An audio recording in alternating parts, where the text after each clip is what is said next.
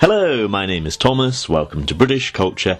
Albion never dies. Today I'm talking about the Britishness of cosy crime. This was a suggestion from my friend Alex Lamas, who of course was on the podcast last week talking about Pith Helmet Adventures. He suggested that cosy crime dramas are very, very British, and I pondered what cosy crime dramas do I like, and came up with quite a few. I asked my friends on Instagram what they liked. They came up with more. Then I started reading lists from professional critics, cosy crime dramas you must watch, and with my university access started looking through academic journal articles and books diving into cosy crime, and found an absolute plethora of cosy crime dramas that I could talk about. License to Lift, one of the Instagram accounts that I like chatting with, he suggested I talk about Midsomer Murders. That's got 144 episodes, and quite a few other people suggested this one. Portrayal was a popular suggestion. I think Analyse This, Mr. Bond, That One Bond Guy, The Style Is Not Enough, Archie Collins, C.S. Valmius. Quite a few people suggested I talk about Portrayal. I have just talked about Murder on the Orient Express very, very recently, so I feel I've covered that a bit, and of course that encompasses various other Agatha Christie adaptations, including Miss Marple, so I respect that point, but I might get back to that later, having just talked about it. I just wanted to talk about Jonathan Creek, really, just the 32 episodes written by David Renwick, who also wrote some of the more outlandish and exotic Portrayal adventures. Unusually, this is a cosy crime drama, ran late 90s to mid 2000s, along with some more recent specials, but that one won both BAFTAs for drama and also comedy awards, so it kind of straddled both genres. I feel I couldn't talk about this topic without mentioning the Thursday Murder Club, which was adapted this holiday season to Netflix, with Pierce Brosnan making an appearance. I very much enjoyed Ludwig in 2024, starring David Mitchell, author of Unruly, and a very popular face on various BBC and ITV panel shows, with an expected sequel coming at some undetermined point in the future.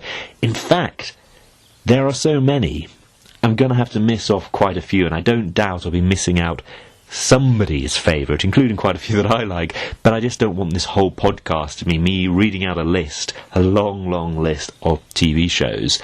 I should mention there's also a bit of a counter-argument. It's not uniquely British. The USA has Murder, She Wrote, which is great, very definitely a cosy crime drama. Perhaps Columbo, sometimes less cosy, sometimes more, and of course Mrs. Columbo, starring Kate Mulgrew, better known for her role as Captain Janeway on Star Trek Voyager.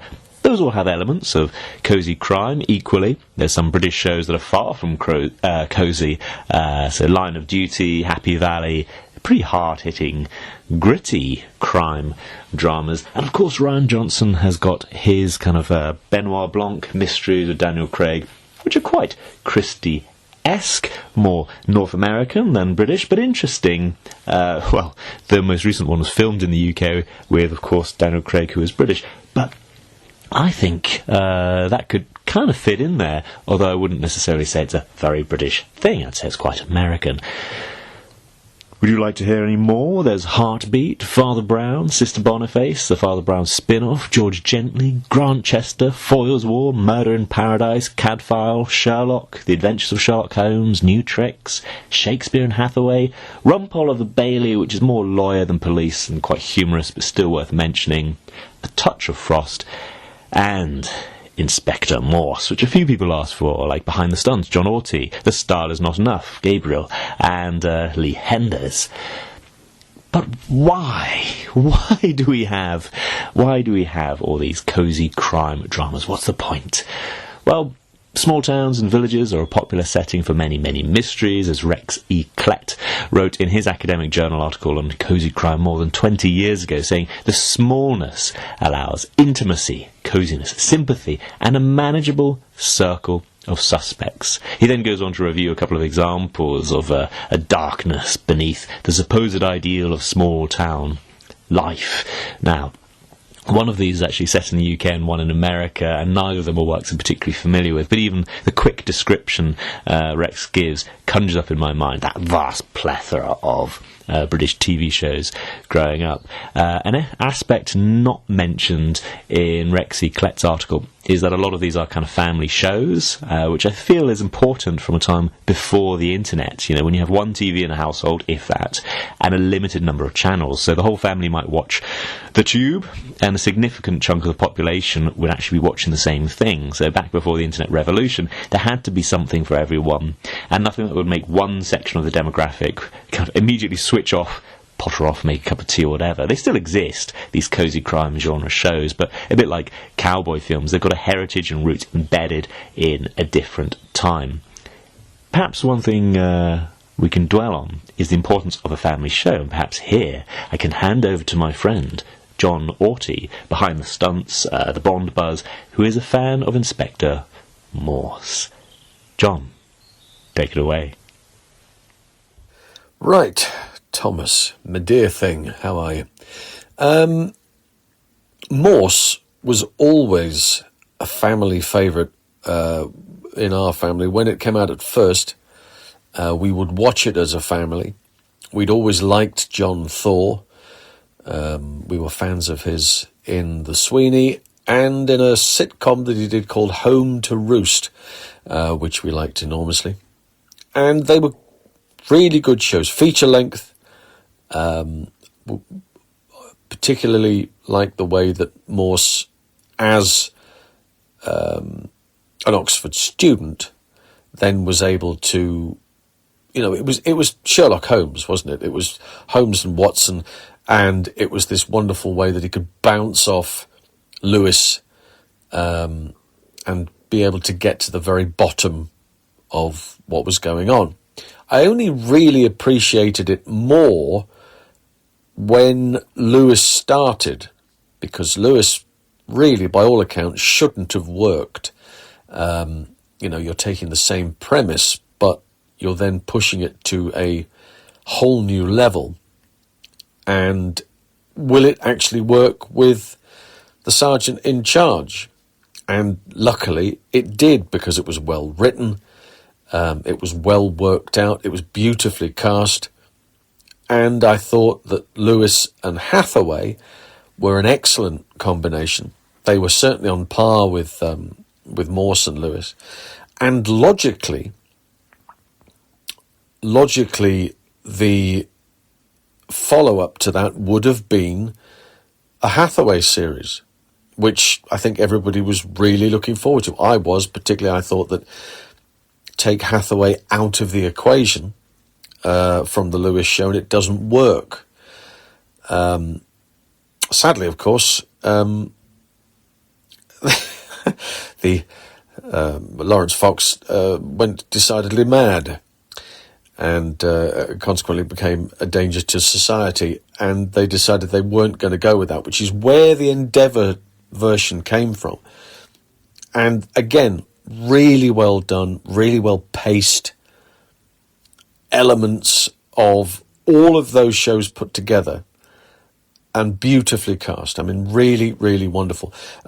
We're planning a trip this year, a bunch of mates of ours, to go to all of the locations. There's a Morse location thing, and you can go there and you can go and find those locations.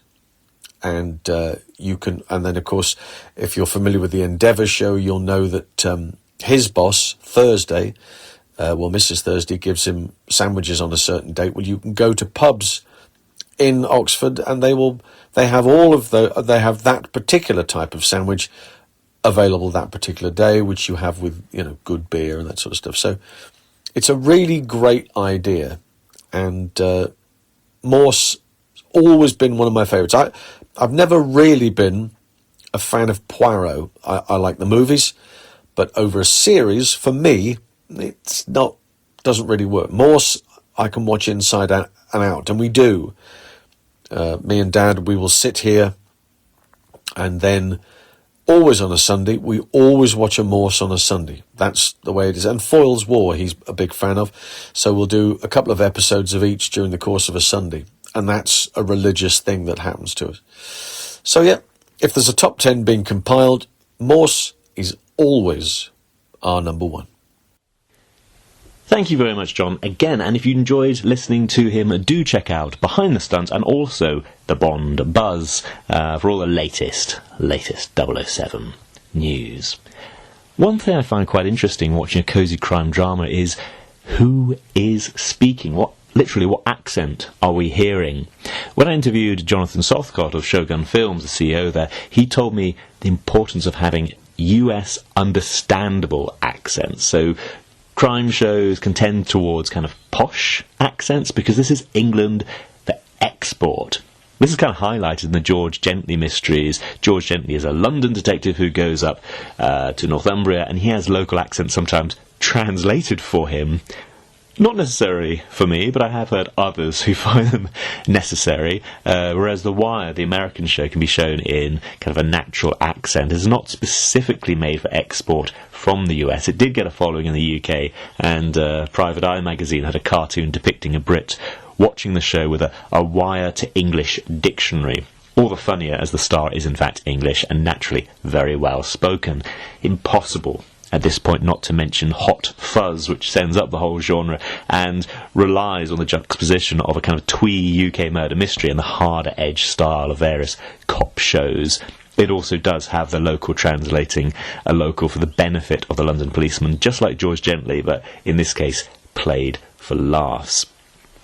This whole cosy crime genre, especially Agatha Christie adaptations, has been talked about a great deal in the UK media over the last few weeks. And this is partly because the BBC's latest report into representation and diversity, titled The Independent Thematic Review of Portrayal and Representation of the UK in BBC Content 2026.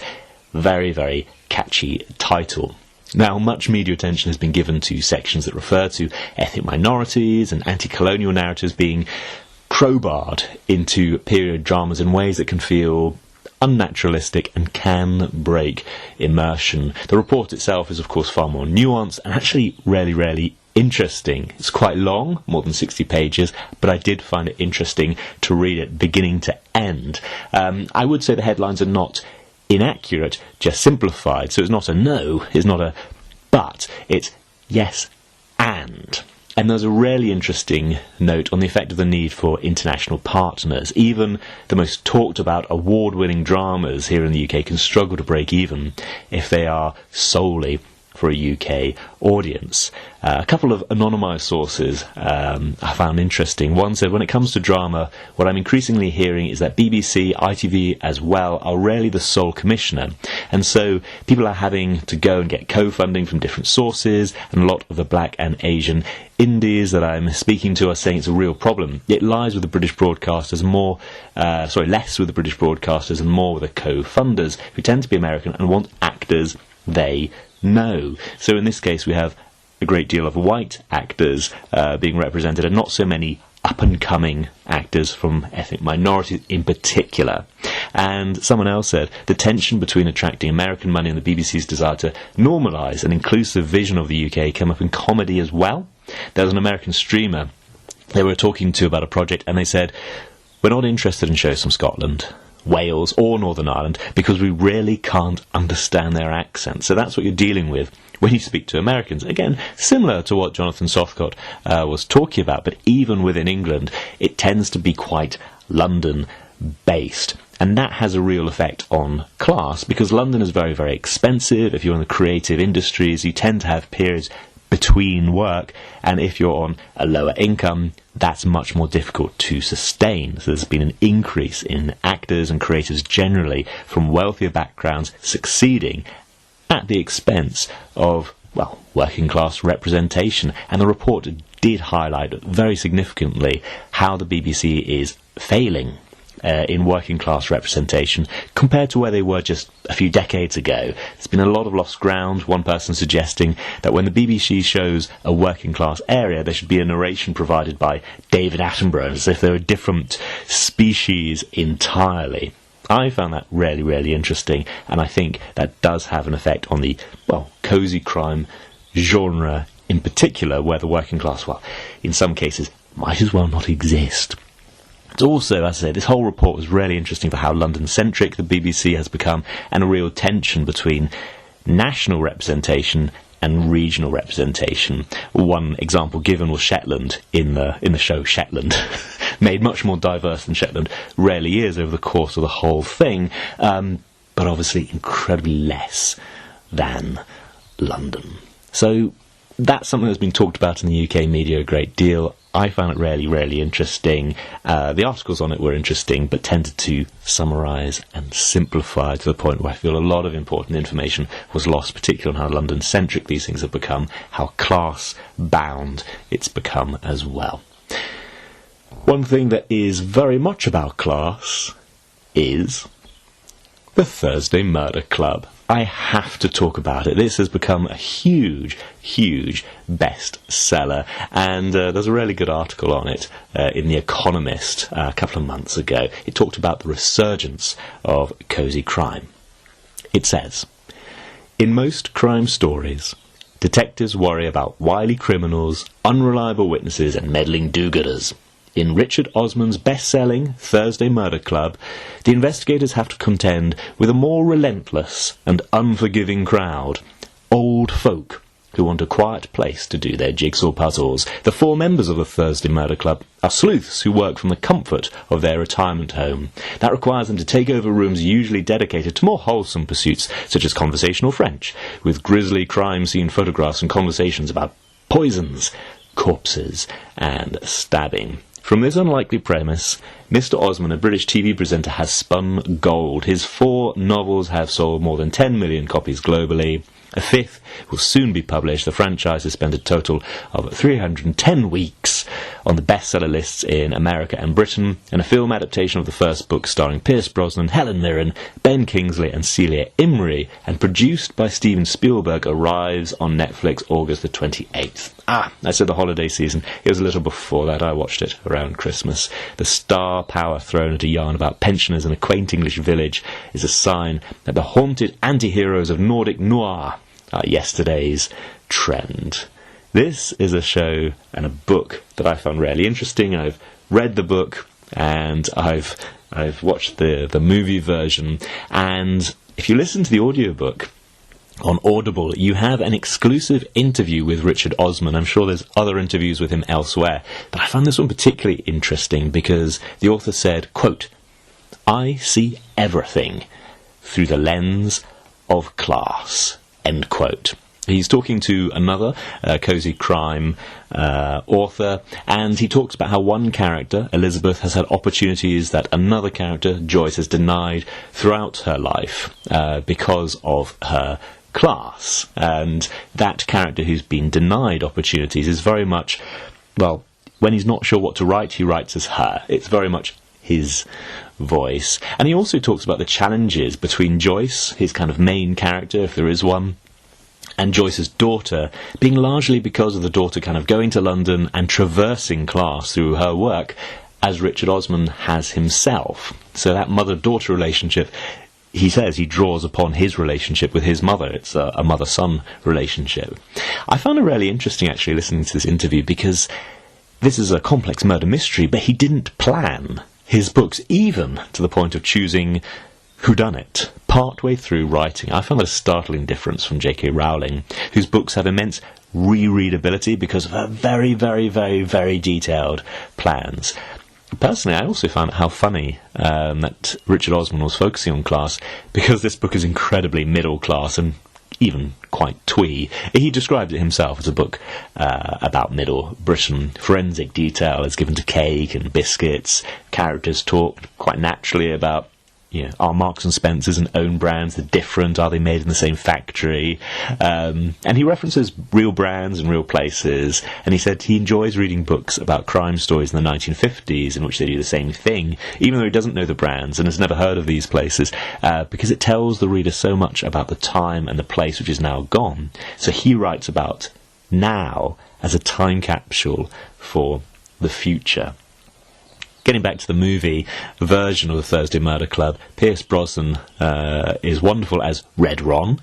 But it is a funny piece of casting. The role in the book is much, much, much better fitted for someone like Ray Winston, a working-class actor, but Brosnan does make it his own, and of course brings his own star power. Helen Mirren is perfectly cast as Elizabeth. Zero research, by the way, has been done by Richard Osman into this kind of character and how it passes pure fantasy, and even more so in the movie than in the book. But those fantasy elements work, and work well. Of course, Helen Mirren won an Oscar for the 2006 biopic The Queen, focused on Elizabeth II. The third member of the Thursday Murder Club cast is Ben Kingsley, who plays a retired professor, the character I would most like to sit down and have a cup of tea with. Kingsley received the Academy Award for Best Actor for the title role in the biographical epic drama Gandhi, 1982. Celia Imrie is perhaps the least well-known outside the UK, which is funny because she plays kind of the main, quote-unquote, main character. Inside the UK, she's kind of a, oh, it's her again kind of thing. But part of that, kind of, the fact that she's not so well-known outside the UK may be because she refuses to fly for work. She'll take a ship and then a train if she's flying to LA, but she is a stalwart of our screens and plays the main character exactly as it's written. Again, the author states that she is the easiest character to write and the only one in the first book to be written in the first person. There's a lot of other well-known faces, but I'll save those for you to spot when you watch. So that's a time capsule for now.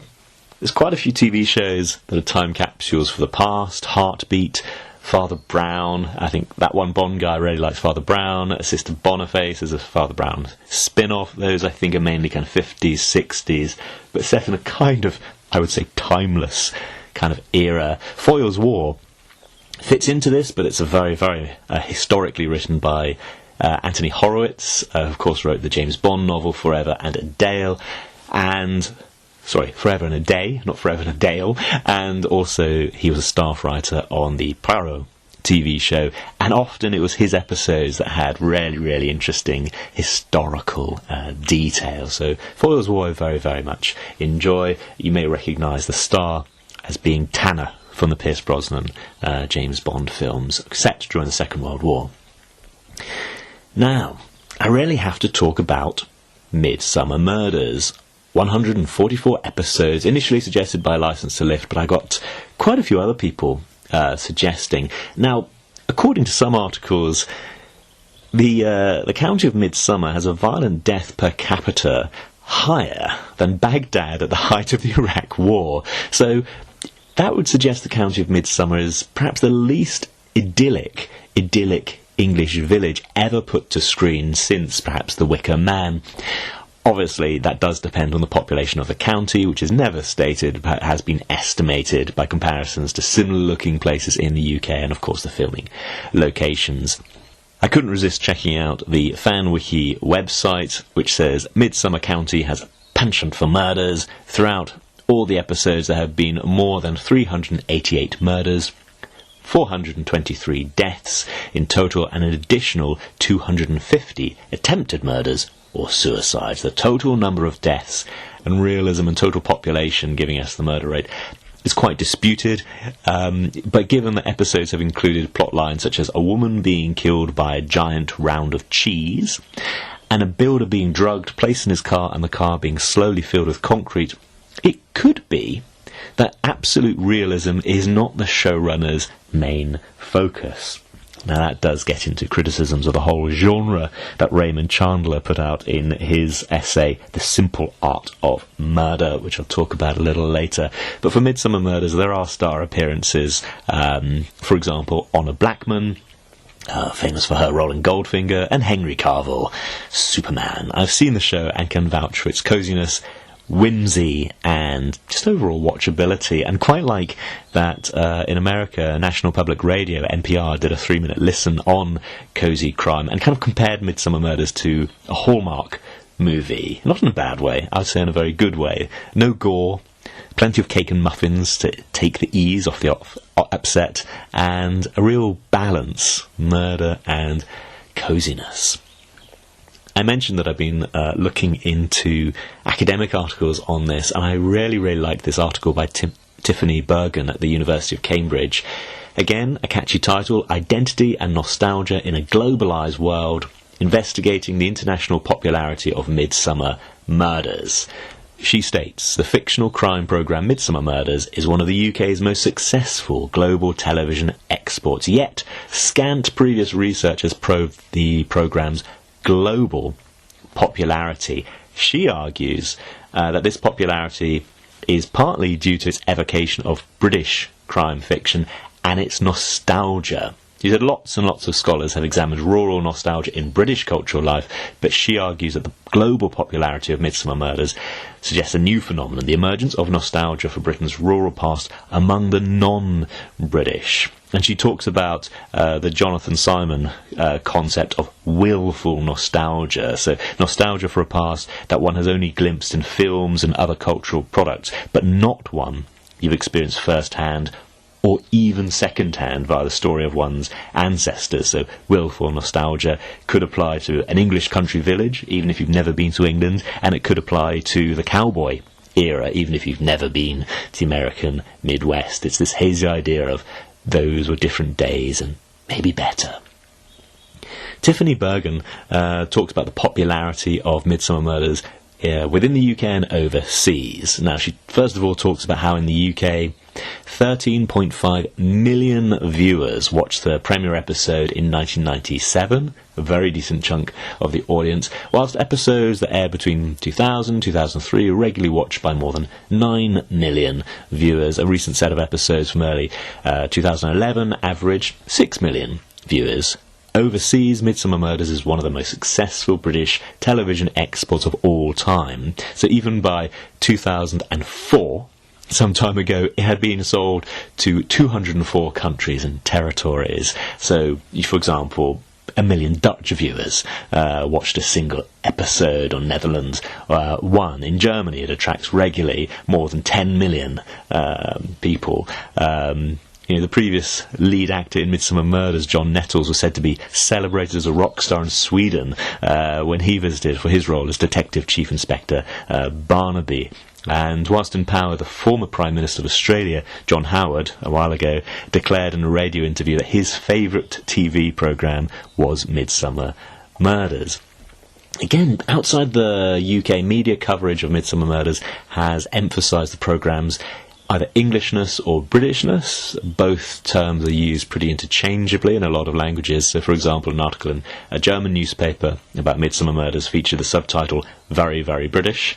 And although the article was written in German, the subtitle was in English. An article in the Italian newspaper, New Notizia, emphasised the programme setting in the beautiful English countryside. A post on a web portal in Poland, I won't try and pronounce the name of it, I believe there is a Polish speaker who listens from time to time, they praised the programme's subtle English humour. In Russia and Ukraine, the programme is broadcast under the title which translates roughly as Purely English Murder. And a writer for a New Zealand newspaper observed, the show is splendidly ridiculous. We are expected to believe that the British countryside has a higher murder rate than a crack-infested Detroit ghetto, whereas in reality your greatest danger in the leafy lanes of the home counties is probably being run down by some toff's Range Rover. I really like that one now.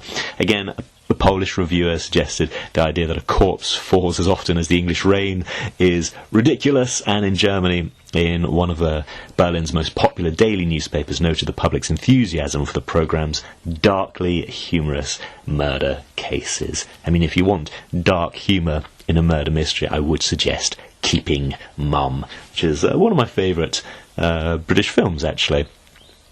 I'll go on to a few more criticisms of it. There's a commentary for the British newspaper The Telegraph, where someone said, no doubt there are American and Japanese fans of Midsomer Murders who naively imagine Britain as a land of tea shops and village fetes and cricket matches where nothing has changed in 100 years. But let's credit people with a little intelligence, shall we? They say, surely everyone knows this is fantasy. I found that an interesting thing for The Telegraph to say, as I've occasionally read The Telegraph, and I actually live somewhere where tea shops are not that uncommon. I've certainly been to a large number of village fetes and cricket matches. I've never sought one out, but I have stumbled upon them quite regularly. So I find that a really interesting one, the idea that this land of tea shops, village fetes and cricket matches is purely imaginary. There is a suggestion that you only see the sunny English countryside in Midsomer Murders. I'm not sure how true that is, but certainly it does exist. There are days where it looks stunning. There's also a suggestion that sometimes the actors are told to suck on an ice cube so that their breath doesn't cloud up when they're filming on a really cold day, because it needs to look nicer than it really is.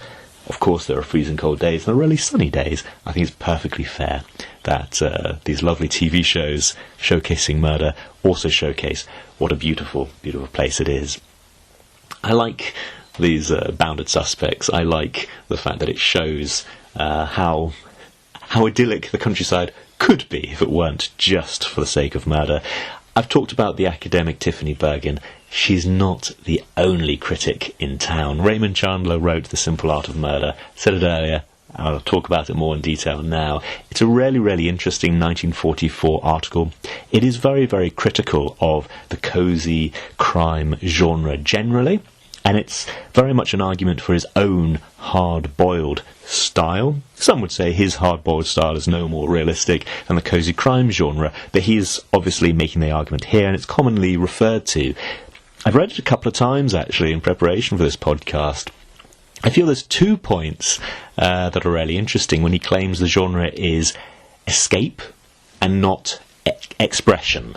So he says very few cosy crime writers take seriously research into actual murders. They're not asking policemen, they're not looking through casebooks. He also says very few writers have first-hand experience of lords and ladies. Is often set at a great big country house. He believes those writers have barely ever been, if ever been, to one of those houses as a personal invite, not a public showing. So he would say the whole thing's artifice, the two things, the crime aspect and the genteel aspect. He feels it's all artificial, all an escape.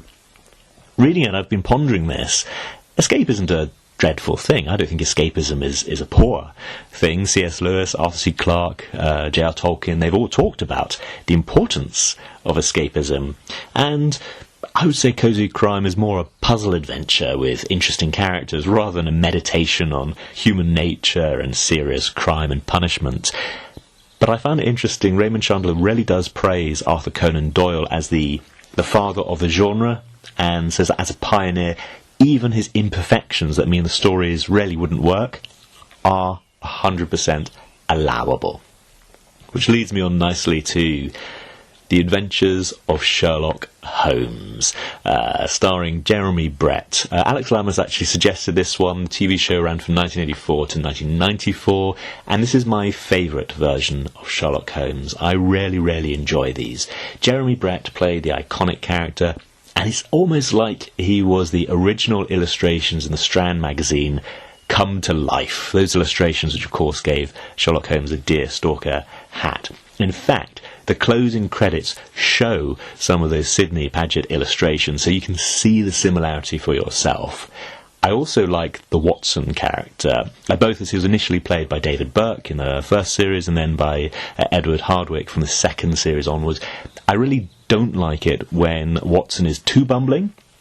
Watson is, of course, an army doctor who'd seen active service in Afghanistan, something the BBC version got right initially and I feel fumbled later on. But he's also the author of the adventures, and as a Victorian gentleman, I think he's naturally very, very self-deprecating, and I feel some versions take his word just a little bit too literally. If you ever meet a medical doctor who is hapless and gormless as the worst Sherlock Holmes adaptations, I would be interested to hear about it, actually. The characterisation of Watson as bumbling is normally attributed to the casting of Nigel Bruce as Dr. Watson in kind of 1930s and 40s adaptations, which annoyed Holmesians or Sherlockians at the time. As I say, I think The Adventures of Sherlock Holmes is really, really good at rehabilitating that character. It's also really good as a fair representation of Arthur Conan Doyle's work. Out of the 60 short stories written by Conan Doyle, 43 were adapted for the series, spanning 36 one-hour episodes and 5 feature-length specials. And some of them were composites of different stories. Charles Gray occasionally appears as Mycroft. Of course, Charles Gray was in You Only Live Twice and Diamonds Are Forever. And he also played Mycroft in the 1976 film The 7% Solution. As I say, it was really, really accurate to the stories, at least in spirit, and one example of a minor change. Holmes quitting his cocaine habit in the episode The Devil's Foot. Now, originally it was done in another story. It was moved to this story, which is earlier, because partly they didn't adapt the other story, but partly because they realised there was a considerable child audience, so they wanted to get rid of the cocaine habit as quickly as possible. But to do this, they actually got the approval of Jean Conan Doyle, Arthur Conan Doyle's daughter.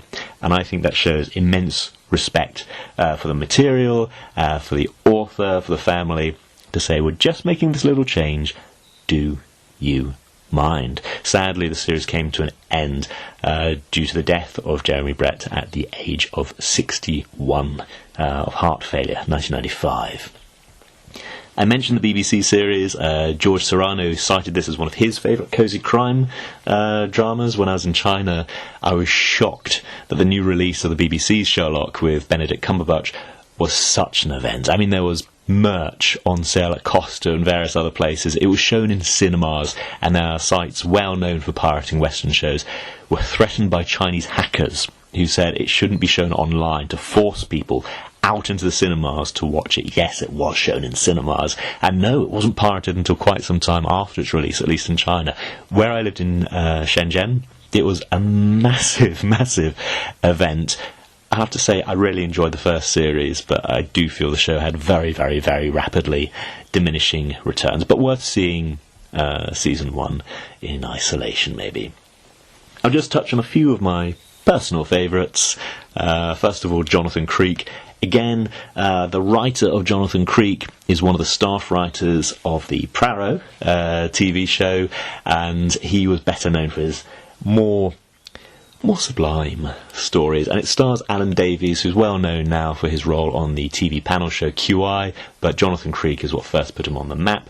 Originally late 90s series, 97, 98, 99, 2000, another set, 2003, then 2014, and finally a special, 2016. It's all about a creative consultant to a stage magician who's brought to solve seemingly supernatural mysteries due to his talent for logical deduction and his understanding of illusions. It's great fun, incredibly whimsical episodes revolving around, say, ventriloquist dolls or the fact that Jonathan Creek lives in a windmill. There's all kinds of odd, peculiar, eccentric aspects to it, which just make it fun. Raymond Chandler probably wouldn't like it. It's not based on real case studies, and I don't think there's a real magician's consultant currently solving crimes, but it's great fun and a good successor, more to the Conan Doyle stories than the Agatha Christie stories. A popular one is New Tricks. I might suggest a range of people, all about, well, a bunch of old TV stars who are looking into cold cases. I mean, of course, there are retired policemen in the show, and these retired policemen form the Unsolved Crime and Open Cases Squad. It's a fictional division within London's Met Police tasked with reinvestigating unsolved crimes. And because they're all of an age, they're all able to bring their old knowledge to these cases. Dennis Waterman, I think, is the main star, and he sings the theme tune just like he did in the ye olde TV show Minder. Perhaps as a footnote to this rather cosy crime drama, I'd say in 2012 Dennis Lawson joins the main cast. Now, maybe he's not so well known among the general public for his role as Wedge Antilles in Star Wars, The Empire Strikes Back and Return of the Jedi, but perhaps he is better known as being the uncle of Ewan McGregor, Obi-Wan Kenobi himself, and the inspiration for Ewan McGregor going into theatre and drama and ultimately film. I will end this slightly longer than usual podcast by recommending just one more TV show. Just like Columbo, there's just one more thing. And for me, the top recommendation, especially for people outside the UK, because I feel it's least well known outside the UK, is the 1994 to 1998 TV show Cadfael. Cadfael is a mystery TV show based on the Cadfael Chronicle novels written by Ellis Peters, starring Derek Jacobi as the medieval detective and title character Brother Cadfael. So, yeah, these titles are from books Ellis Peters, and the novels are written in sequence, marking specific years from 1137, ending in 1145. This is the time, broadly, 1138 to 1153 is the Anarchy, which is perhaps the first major civil war in England, a civil war between England and Normandy, which resulted in a widespread breakdown of law and order. That makes it particularly interesting because who should be king, or rather, who should be empress of England? Should it be Maud, Matilda, or should it be Stephen? That's the real-life context, and it raised all kinds of interesting questions around duty, around morality, around who has authority. It's the perfect setting for a medieval murder mystery where, of course, there are no fingerprints, there are no missed phone calls, there are no security footage. It's all about deduction and understanding people and principle. The show is mainly set at the Benedictine Abbey in Shrewsbury, where Brother Cadfael lives. The TV show is in fact filmed in Hungary, as the original abbey in Shrewsbury doesn't exist, just the church. Not all the novels are filmed, there are some differences between plots and characters, but I think it works really, really well as a book series, and very, very well, especially thanks to Derek Jacobi, the star. I think it works really well as a TV show that ponders, well, quite a few moral issues. Perhaps that's a reflection on the genre. Thank you very much for listening. I hope you enjoyed this episode, and thank you especially to all of those who messaged me with their suggestions for what cosy crime dramas to cover. I appreciated each and every message. Thank you. Goodbye.